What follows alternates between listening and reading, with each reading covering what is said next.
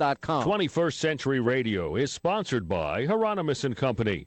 Now more of 21st Century Radio with your host, Dr. Zoe Hieronymus. It's all about soul. It's all about faith and a deeper devotion. It's all about soul.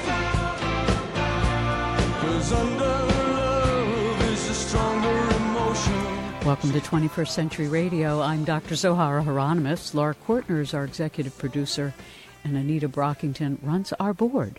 Joining us this hour is Colonel Diane Corcoran, who is both a nurse and Ph.D., and is currently investigating the near-death experience among combat veterans. She is President Emerita of the International Association for Near-Death Studies, IANS, Chair of Education and Research Committees.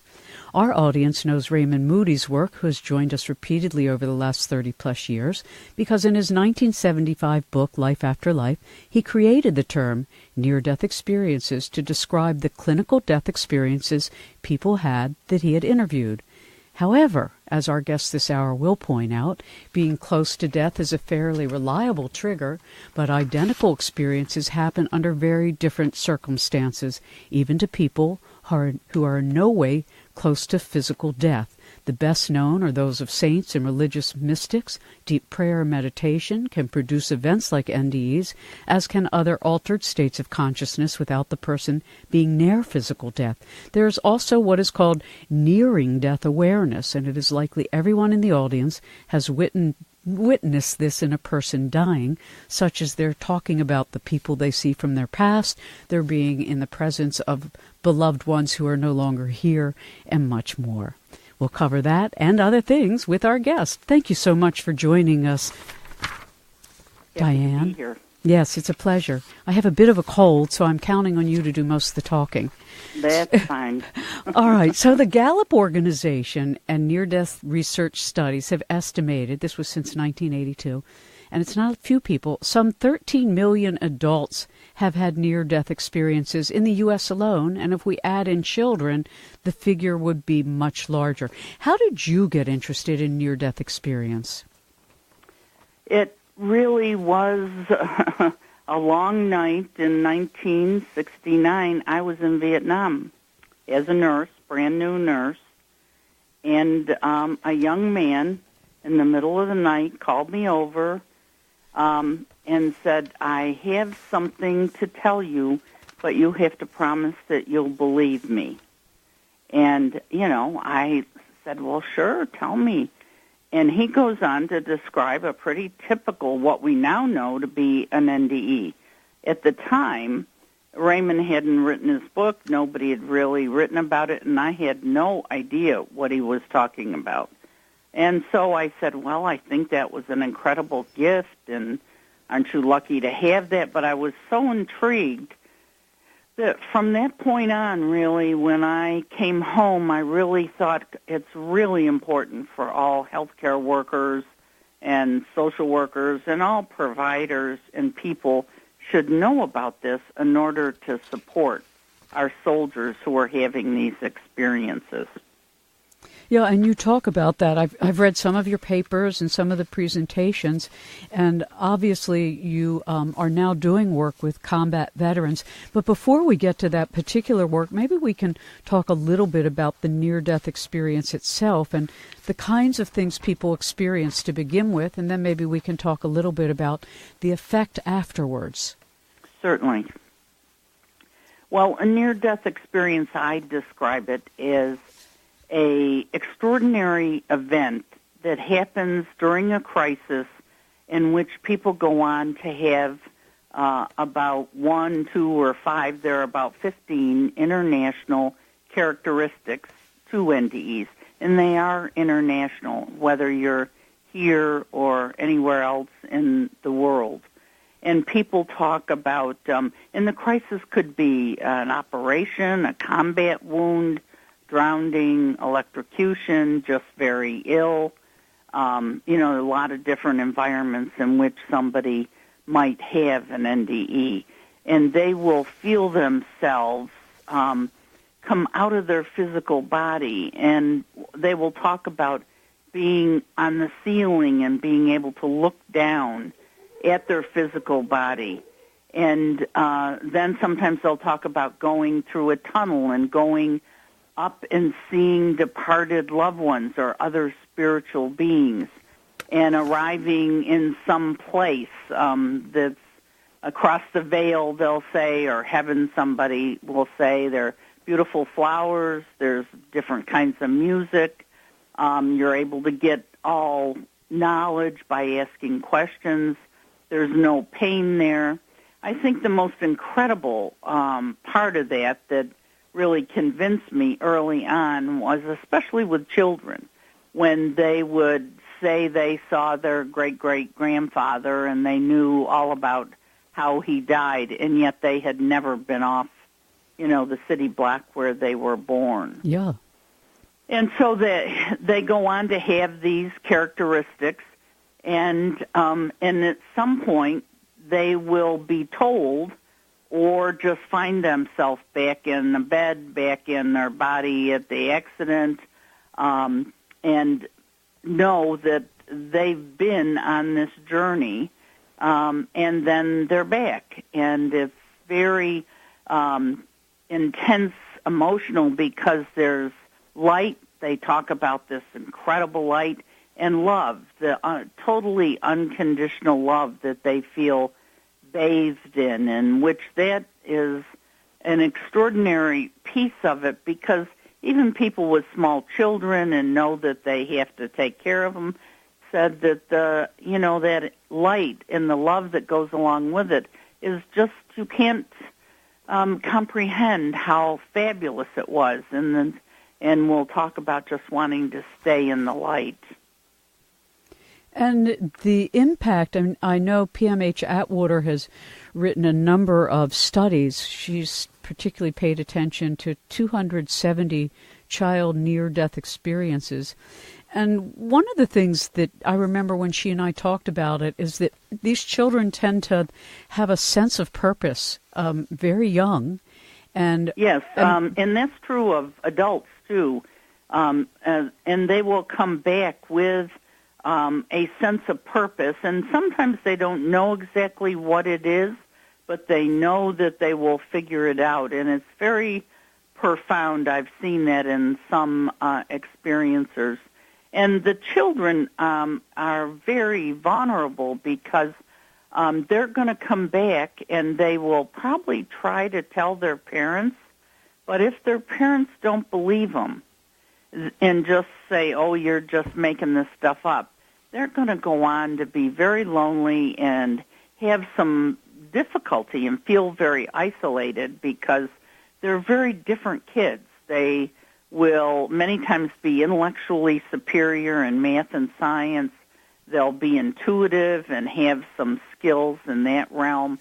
They become very mature, and they have early vocabulary. And, they talk about crystal beings and the light city, and they're going to talk about things. They're what parents will call imaginary friends, but to them they're just spiritual friends. Mm-hmm. And it's difficult if they don't have somebody to listen to them. And I know that's one of your focuses with combat veterans, but coming back to the commonalities among NDE experiencers, and by the way, I am one of them. When I was 3 years old, I was drowning, and I couldn't get my body to go upright. It was actually an act of rebellion that caused my drowning. I was told not to go beyond the edge of the baby pool, and my siblings and everybody else who were a little older were jumping around. I figured that doesn't look any harder than jumping on the bed. I can do that. There you go. Jump down, jump up. What fun. I went down the edge, slid down, and never got back up. And I was drowning, and then all of a sudden I was up above the house in the arms of a being as big as clouds, and it turned out, which I didn't find out till years later who she was, it had been the Blessed Mother. And she held me in her arms and loved me and cared for me, and the next thing I knew, I was thrown on the side of the pool by my own mother, and then sort of, came back to life. But it was profoundly... emotional and yes. intense. It's something you never forget. No. And the details, people say, well, maybe it was just a dream. You forget dreams. No, this was, People's yeah. NDEs are really intense, emotional, and you remember it for years. Oh, my and then, whole of life. course, the after effects that you have are lifelong. It isn't something trivial that just kind of goes away. But I think it's interesting in the commonalities, because when I look at my own person as just sort of a guinea pig of the test, distressed from news reports and violence on TV and in movies, I literally have to put my hands up in front of my eyes now so I don't see it. Or Yes. increased interest in being of service to others, or increased interest in spirituality, develop a hunger for knowledge and anything philosophical. That was me to the T as a kid, and it never made sense to anybody. So you kind of bifurcate in a way, and in my case, I just created a really aggressive, athletic personality to make up for this extraordinary sensitivity that was going on quietly within.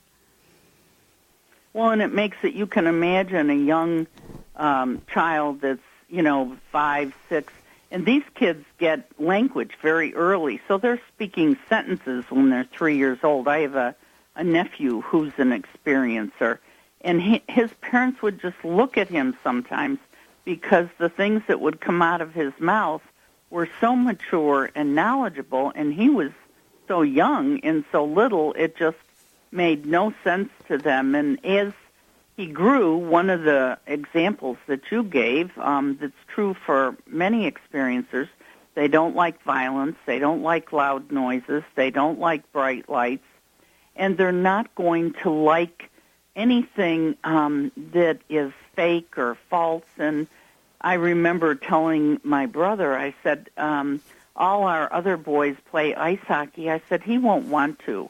It's too violent, it's too rough. He's going to want to do something calmer, and you need to be able to support that.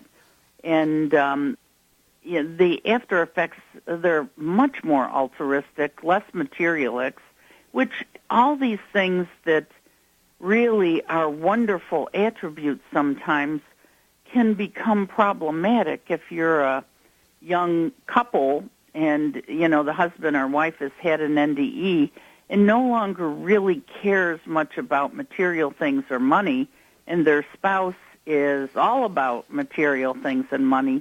That's going to be a problem. Mm-hmm. And so it can be difficult. And many of the times you just don't know. One of the most difficult areas is that many times children and other people have a crisis. It could be a clinical crisis. They have an experience, but they don't remember anything about it. They have no knowledge of having an NDE, but over time they figure out that they have all these after effects. They thought they were just strange, and, come to find out they probably had an NDE, but just don't remember the circumstances. So They can go through a long time of just feeling very strange and having these weird after effects. And really, it's just normal after effects, but you don't remember the exact experience, and that makes it difficult. Yeah, and I thought it was fascinating. The list that you share on the website is increased sensitivity to medications. I mean, that's right. Me to a T. I always tell people, And it really is difficult because it could be either way. It could be that they need only a tiny bit of medication, and only, or they're going to need more. Or the other thing is, you see a lot of people who have temperatures much lower, in 98.6 is your normal temperature. Well, theirs might be 96. And so when you go to a doctor and your temperature is 99, you are very sick. Mm-hmm. But they don't understand it because your normal temperature is 96. How fascinating. And so there are a lot of, physiological ones and psychological ones that, and the feeling of love and understanding and finding a purpose that then they are laser focused on doing that. And it is very difficult for families. I have a couple of friends that are veterans, and when they came home after having NDEs, they were just different people. And, of course, their families want to be able to just have that same person that left, and that's typically not the case. Such an amazing field, and how much has come, and that the organization that you've been working with for so long, the International Association for Near-Death Studies. And, folks, you can find that online at https://IANDS.org, or just Google search IANDS, and we'll be right back.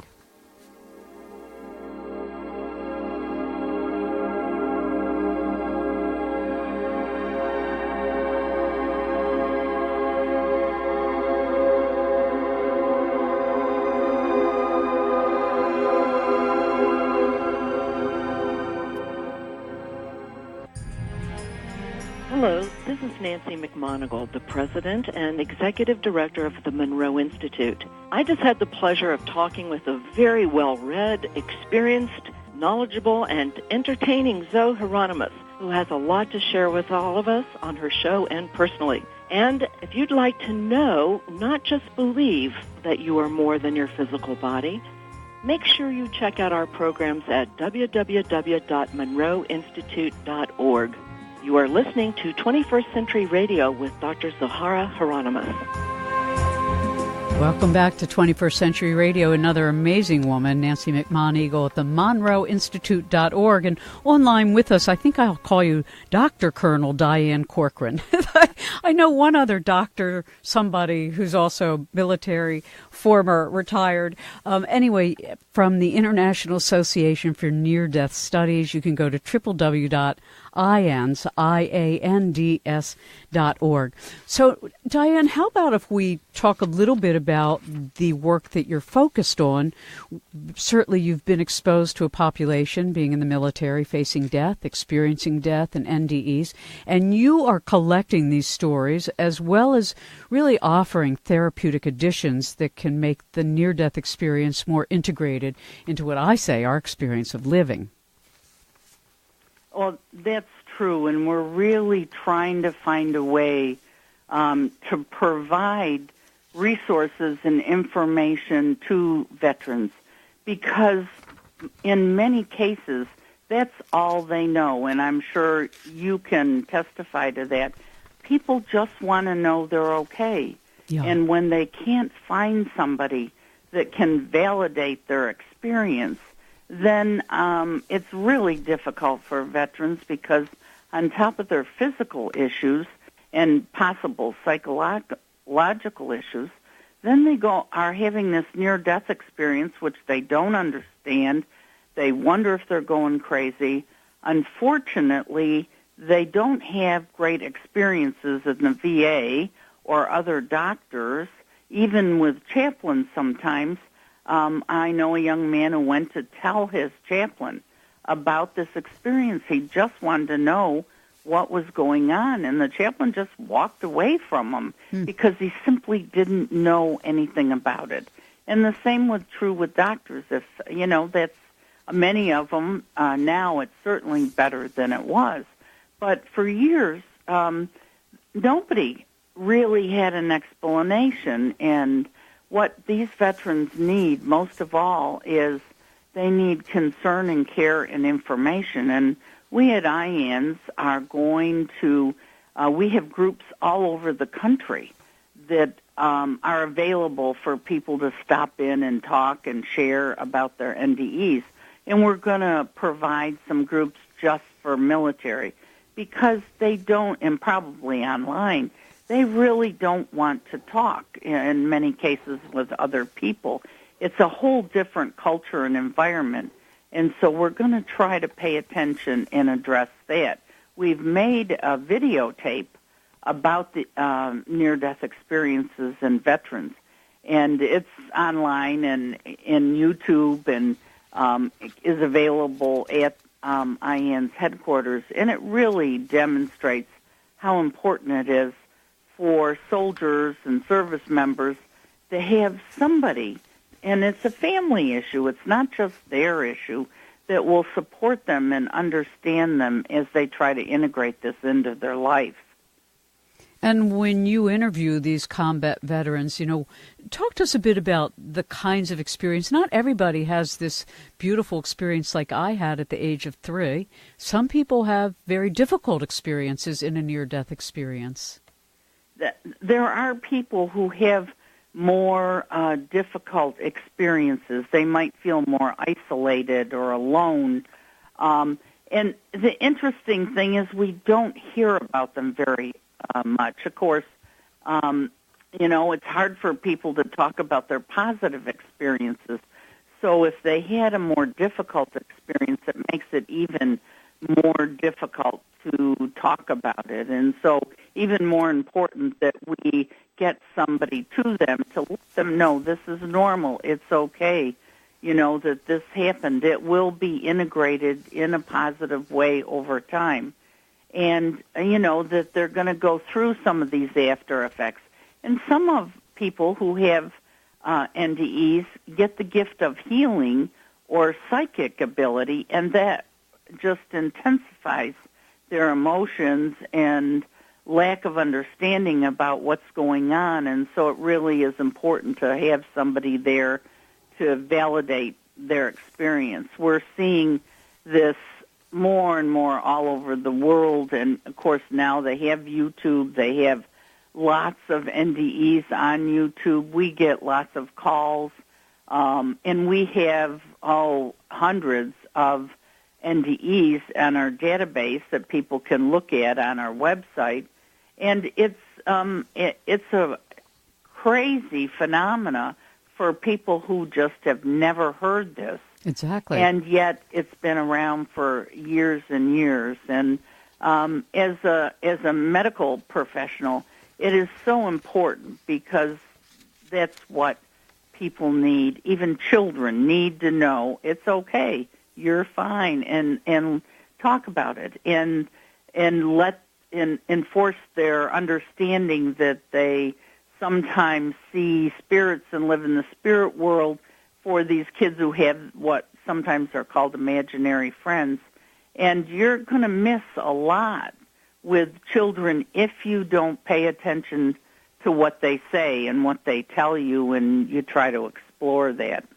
Well, and I love, in your suggested readings list, there's one by E. Aaron, a 2002 release called The Highly Sensitive Child.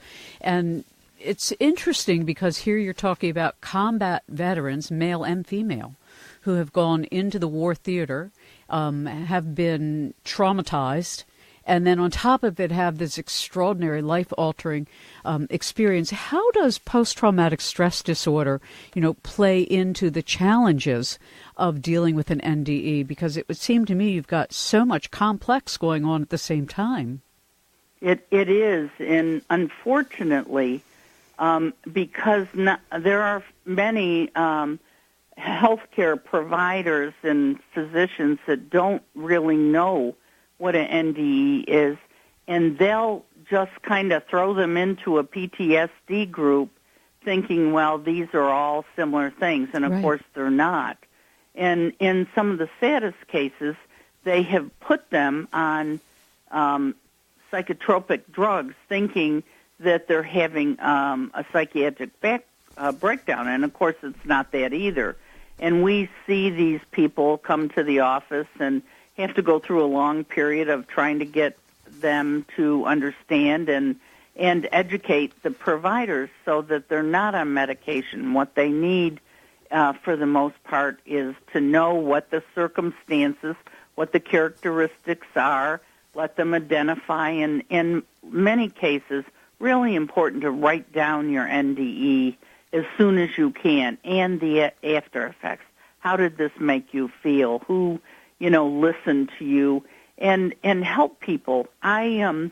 Years ago, 3 or 4 years ago, I went to a Vietnam reunion of mine, and I was sitting there because we had doctors, nurses, and patients, and a gentleman my age, it's been, almost 50 years now, started telling me about how he was injured, and he was taken to the hospital where I worked. He was injured before I got there. And he started telling me about this experience, and he was in and out of consciousness, and then he remembered a friend of his who was sitting on his bed talking to him, and several things came up that are characteristics of an NDE, and I said, have you ever heard of that? And he said, well, no. He said, but I tried to tell my doctors at Walter Reed when I got back to the States about this unusual experience I had during being shot and going out of my body and going to this other place. He said, and they just didn't want to hear about it. So I have never talked about it. And we invited him to our next conference, and he got up and shared it, and the first time in 40-some years. And we tell people, and we really suggest they try to come to one of our conferences because everybody there gets it. We're not questioning it. And it's like coming home to a family. Yeah. And a gentleman today, I was at a meeting for IANS, and his mother died today. And he said to me, he said, I think that she planned it because I'm with my IANS family, and they know that we all can embrace the spirit world and where she's going. And so we're all together in that mission. And, it was a good way and an opportunity for him to look at it that way also. Yeah. Well, I read one of the articles at your website. And again, ladies and gentlemen, I really encourage everybody to follow up with this. You may know somebody or a grandchild or you yourself or your children have had these experiences or a coworker. www.IANDS.org. That these NDEs, the near-death experience, is different for a combat veteran in some way than from civilians. In what ways? Well, they're different in they might be more prolific because a lot of times when people are in a combat situation, there might be several people who are shot or injured at the same time. And I remember one gentleman telling me that as he rose out of his body, he could see the other spirit beings raising from other soldiers who were injured or had been killed. Extraordinary. And he said, I could see who was going to die and who wasn't. And they do, still come out and get pain-free. Of course, on the other side, you're whole, you're not injured, you're going into the light. So the circumstances are the same on the other side and very similar, but you will be in very different environments. A young pilot I know that was sucked into an engine and, had terrible burns and those kinds of things. And one of the things that happens is many of them change their professions when they come out of the service after having an NDE. A lot of them end up in altruistic occupations as chaplains, nurses, hospice workers, trying to relate and give back to other people. And there is a difference in the concept of nearing death awareness, which is Maggie Callinan's work, from hospice when people are seeing other people that are kind of there to greet them to transition, and NDEs. Having an out-of-body experience is a symptom or a characteristic of the NDE, but they are separate experiences and phenomena. Just fascinating. Look, we're going to take our last break of the evening, and when we come back, let's talk a little bit about nearing death awareness. I think many people in our audience, I know I myself experienced this with my mother as she was preparing to pass on, of actually telling us, well, I'm at a cocktail party and I see so-and-so, and she named all these people that were there who had passed on, and her mother was there, and it was just fascinating. We'll be right back. Our guest is Colonel Diane Corcoran. She is also a nurse and a Ph.D. She is President Emerita of the International Association for Near-Death Studies, Chair of Education and Research Committees, and learn more at their website, www.IANDS.org. IANDS.org.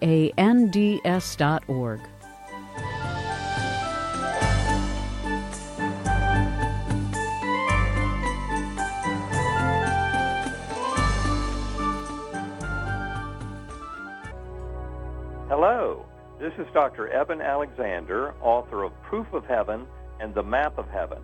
You can learn more about me at www.ebenalexander.com. You are listening to 21st Century Radio with Dr. Zohara Hieronymus.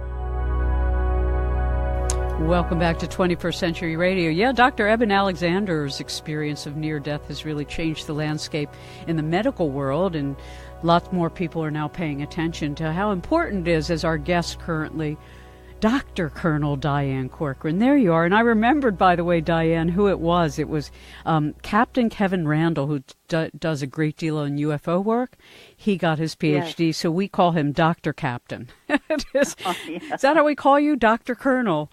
There's an idea. There you are. So the work that you've done for so long now in near-death experience and making it something that's better understood by the medical community, by the military community, by the psychiatric community, etc.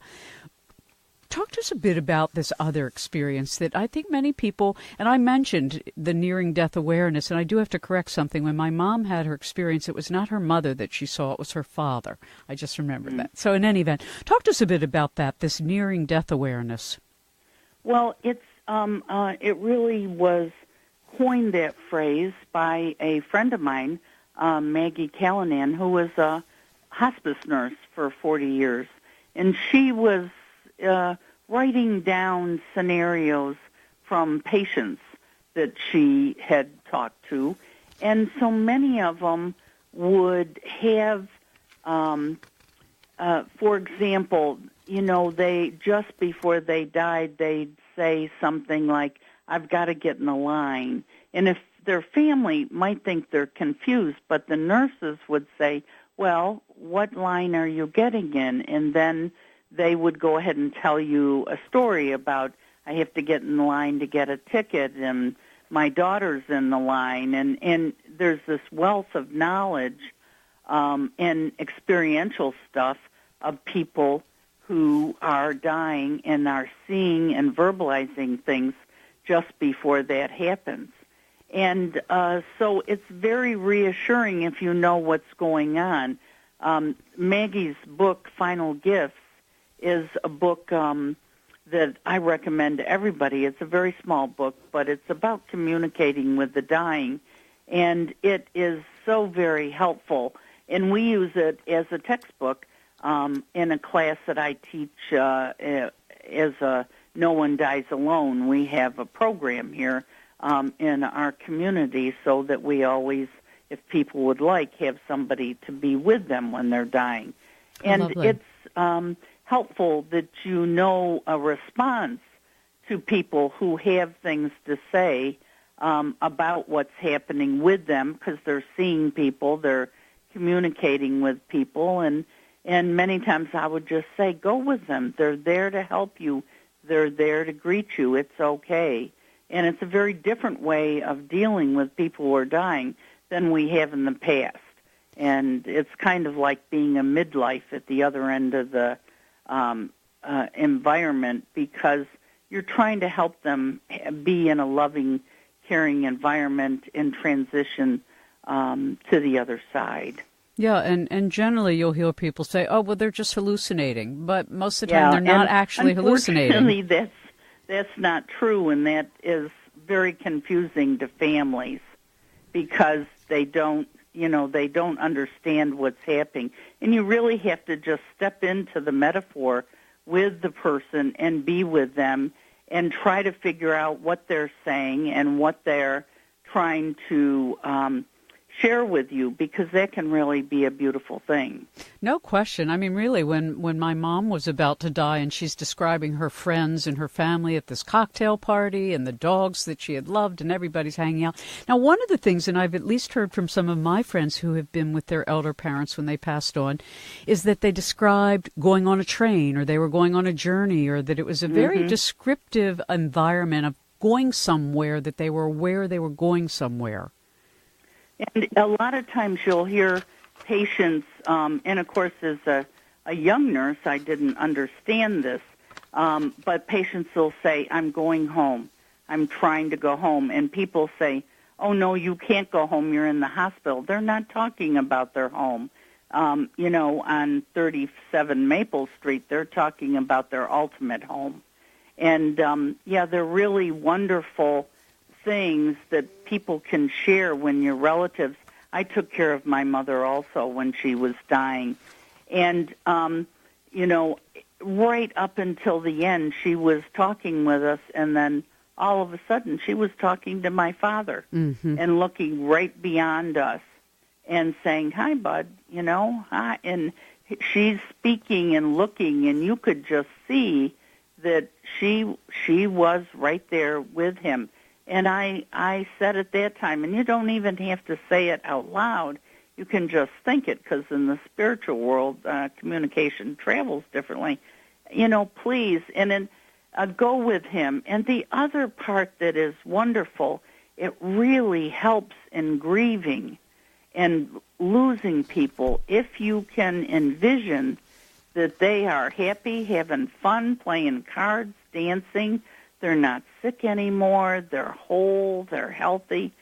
And that really helps people to say, well, yes, I miss them, but I'm so happy for them to be free of pain and, in a better place where they're having fun. Mm-hmm.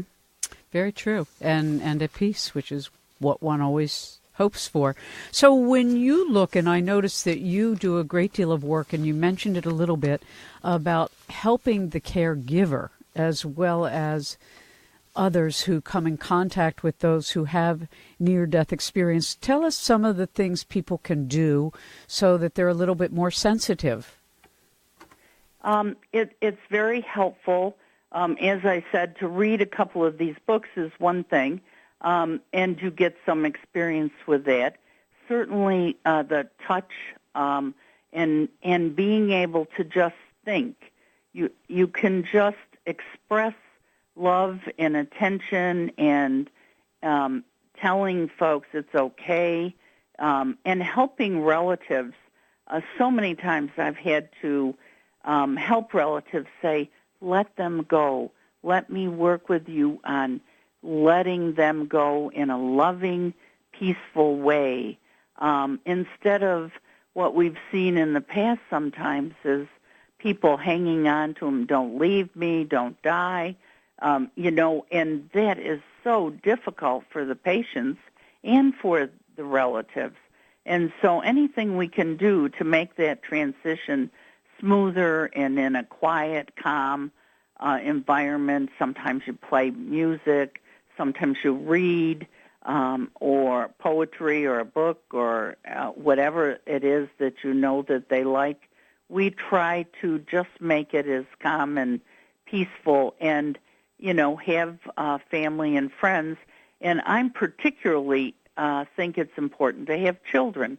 When my mother was dying, I called and I had my brother bring all the kids, and I got them right in bed with her, and they talked and they knew and they were telling her how much they loved her, and then to talk to them about what it's like to die and go to heaven. And it really is so much better for them than having people leave the house. They never see them again, and nobody talks about it, and these poor kids have no idea what's going on. And so really important to try to prepare children as well. You've now been doing this for a very long time, and as you mentioned, when you were a nurse in Vietnam in 1969 was your first time of hearing about a near-death experience. You've now been involved in this for almost half a century. So talk to us about how it's changed you and what it's done for your own life. Well, it certainly has changed me in terms of, in most experiencers, and I'm sure you can contest to this, most experiencers are not afraid to die.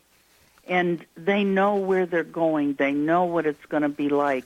And I think that's true for people who are associated with the NDE too, even though they might not have had an experience. When you do enough reading and you talk to enough people, you get a sense of that yourself and say, I understand this, and I know I'm going someplace. Life doesn't stop. This is just the stopping of the human part of life, but spirit lives on forever.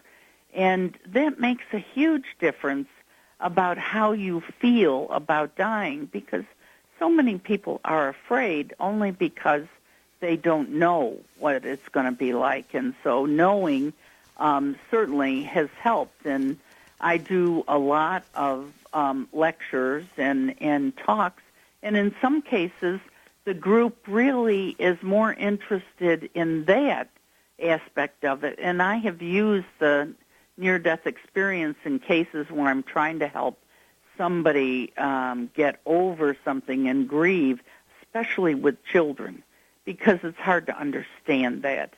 And there's so many things that have changed where before doctors aren't used to people dying. They're used to saving people. So they have a hard time really many times talking about that. And we're seeing difference with that now with Eben and, other physicians who have had NDEs are making headway and trying to talk to their colleagues about maybe we're going to change the way we look at living and dying and providing some guidance in that area. Yeah, it occurs to me in listening to you that I know a couple cardiologists, and one was telling me about how his deceased patients comes to him in his dreams, thanking him, telling him how they are now. That would be a fascinating study to see how many of the deceased come to the provider that tried to save their life. That would be wonderful. And I think, that's another whole area, because I think people come to people in dreams when they've lost people, and, they're trying to give them information and help and messages for their own life. And we probably need to be much more sensitive to that. It's my nephew, when he was very young, I was telling my mother after my dad died not to worry because sometimes that happens, and don't be afraid. And she said, I don't believe in any of that stuff. And I walked down the stairs, and here's my 4-year-old nephew right behind me, and he said, Aunt Diane, I see Grandpa here all the time. And I said, well, what does he look like? He said, he looks just like Grandpa with that gray sweater on. He's just not so thick. Uh-huh. And, it was no big deal. He saw Grandpa, he communicated with Grandpa, but he wasn't going to tell anybody unless somebody else was going to validate that for him. Yeah, as a child, I would dream of this older grandpa-ish-looking person playing the violin for me, and I only found out in my 40s that it was my great-grandfather. I described what it looked like. Somebody showed me the picture. I went, oh, my God, that's who was playing violin for me, was my great-grandfather from Russia. So when we look at all of this extraordinary part of our life and of our afterlife and of our inner life, how do you feel when you because, most of the people in the world, unlike the Western society, believe in reincarnation. So for most people, it's not a jump of faith. They already believe it. Right. But for the Westerner, it's much more difficult. Over the years, I have certainly done much more reading in that area, and really I'm not sure that it contradicts any other thing. I've become so open to other experiences and ideas, because once we're just living with our consciousness, and consciousness survives our physical bodies, and that's a great deal of research going on now because of the NDE, and people literally die, and yet they have these experiences when they don't have a working body. It opens up all kinds of wonderful ideas and history of things that we can investigate and look, and there's so much we don't know. I think it's going to be a wonderful a wonderful time to be looking at all of these things. Yeah, certainly the world is now, in the Western world academically as well as just in the general public. The general public has pretty much already gotten there. It's academia that's always about 10 to 15 or 20 years behind the general public, which is tragic to me, but nonetheless, that is true. We only have about a minute or so left, and it dawned on me when you described the veteran near-death experience that they could see all the other spirits leaving their bodies. So what happens when a group of people die simultaneously? Well, we unfortunately haven't been able to, other than this one instant that this soldier told me about. Right. We need to have some research in this area. We just recently got some research from a Dr. David Hufford, who says that 48% of combat veterans have near-death experiences. Wow. That is a huge number, and it's a huge gap in care that they're not being helped with right now. And we need research to look at those kinds of things with veterans and how we could help. And I have some ideas that we're going to try to promote in preventing information, and I really think that IANDS could help the suicide rate of veterans. That would be wonderful. We're out of time. Go to www.iands.org.